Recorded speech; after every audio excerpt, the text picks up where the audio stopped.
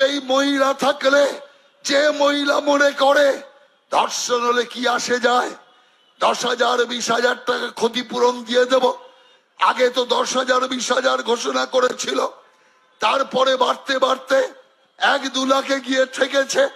এবার কেন 10 লাখ? এবার দেখেছে গাড্ডায় পড়ে গেছে, সন্দীপ ঘোষকে বাঁচাতে হবে। কে সন্দীপ ঘোষ?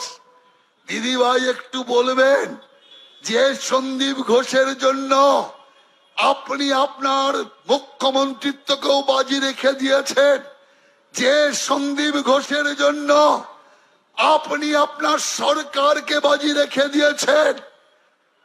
সরকার গোল্লায় যাক, তৃণমূল গোল্লায় যাক, ঢাকা থেকে যেমন হাসিনা দেবী পালিয়েছিল, তেমনি বাংলা থেকে আমাকে পালাতে হয় পালাই, তবুও সন্দীপকে রক্ষা করব।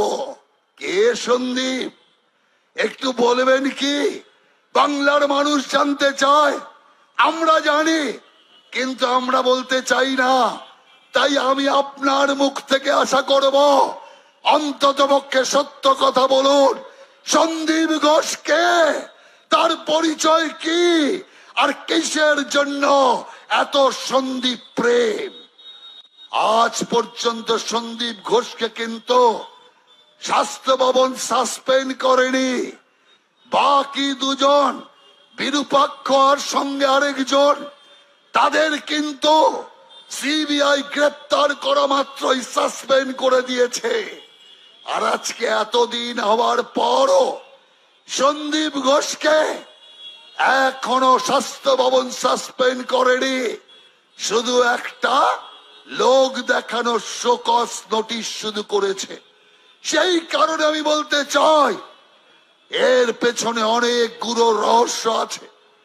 আর এ খুনের সাথে দুর্নীতি অঙ্গাঙ্গিক ভাবে জড়িত।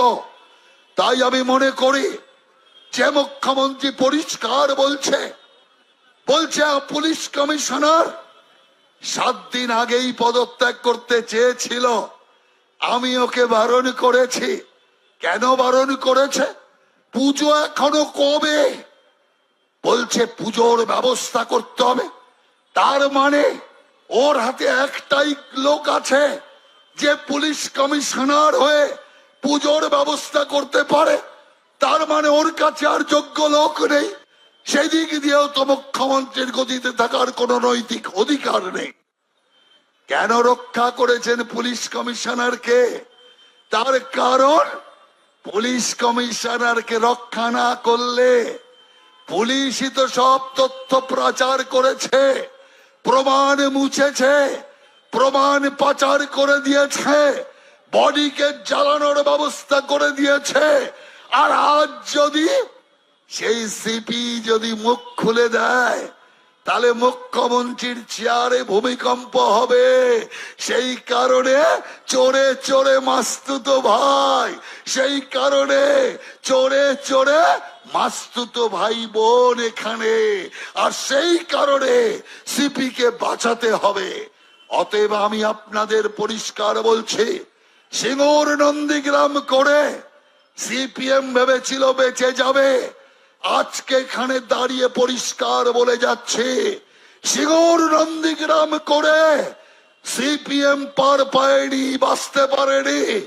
আজ এই অভয়াকাণ্ড করে মমতা ব্যানার্জি বাঁচতে পারবে না, ওই সরকার থাকবে না।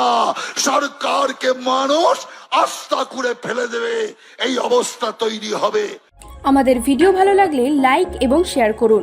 কমেন্ট সেকশনে গিয়ে জানান আপনাদের মতামত।